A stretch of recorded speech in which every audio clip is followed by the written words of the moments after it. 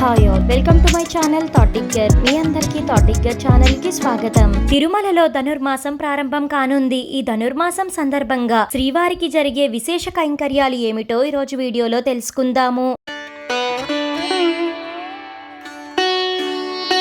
ఓం నమో భగవతే వాసుదేవాయ. తిరుమల శ్రీ వెంకటేశ్వర స్వామి వారి మాసోత్సవాలలో అత్యంత ముఖ్యమైనదిగా భావించే ధనుర్మాసం ఈ 2024 డిసెంబర్ 16న ఘనంగా ప్రారంభమైంది.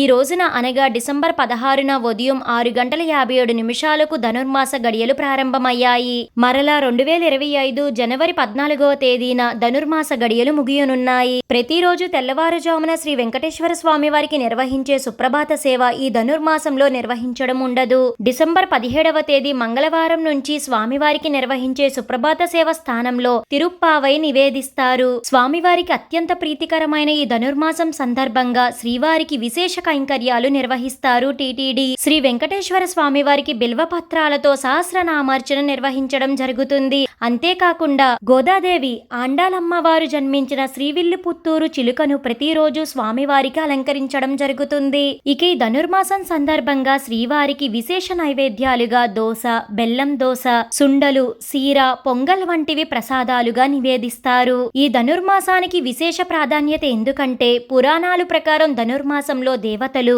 సూర్యోదయానికి 1:30 గంట ముందుగా నిద్రలేచి బ్రహ్మ ముహూర్తంలో శ్రీ మహావిష్ణువుని ప్రత్యేకంగా ప్రార్థిస్తారు. అందుకనే ఈ మాసానికి సౌరమానంలో ప్రత్యేక ప్రాధాన్యత ఉంది. సుప్రభాత సేవకు బదులుగా నివేదించే ఈ తిరుప్పావై అంటే ఏమిటో ఇప్పుడు చూద్దాము. 12 మంది ఆళ్వార్లలో శ్రీ ఆండాలమ్మవారు గోదాదేవి ఒకరు. ఈమెను నాచియార్ అని కూడా పిలుస్తారు. శ్రీ వెంకటేశ్వర స్వామి వారిని స్తుతిస్తూ ఆండాల్ రచించిన 30 పాసురాలను కలిపి తిరుప్పావై అంటారు.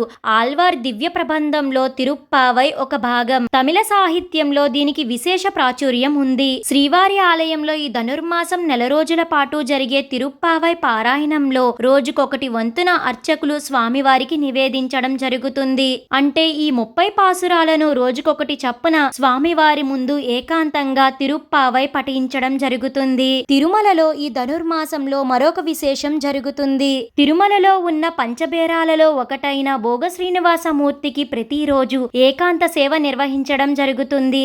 అయితే ఈ ధనుర్మాసంలో భోగ శ్రీనివాసమూర్తికి బదులుగా శ్రీకృష్ణ స్వామి వారికి ఏకాంత సేవ నిర్వహించడం జరుగుతుంది. తెలుసుకున్నారు కదండి, తిరుమల శ్రీ వెంకటేశ్వర స్వామి వారికి ధనుర్మాసం సందర్భంగా జరిగే విశేష కైంకర్యాలు ఏమిటో. ఇంకా టీటీడీ నుంచి ఎలాంటి ఇన్ఫర్మేషన్ అందినా వెంటనే మన ఛానల్లో అప్లోడ్ చేయడం అయితే జరుగుతుంది.